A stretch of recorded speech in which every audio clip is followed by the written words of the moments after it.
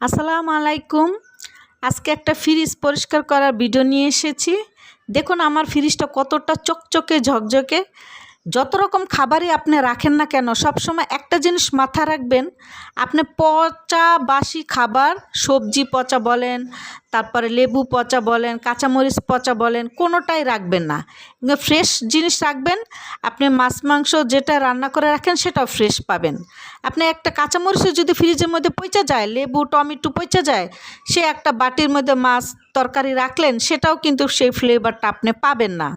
তো সবসময় আমরা আর কি গৃহিণীরা খেয়াল রাখবো যাতে মরিচ টমেটো লেবু অথবা সবজি পচে না যায়, সেটা দেখে রাখতে। তাহলে যে কোনো খাবার রান্না করা খাবার আমরা রাখি না কেন, সেটা ভালো থাকবে এবং সুগন্ধিময় থাকবে। যদি একটা বাসি খাবার থাকে আর একটা পচা খাবার পাশে থাকে, অবশ্যই আপনি জাস্ট করে দেখবেন তরকারিটা গন্ধটা ফ্লেভারটা পাবেন না, নষ্ট হয়ে যাবে।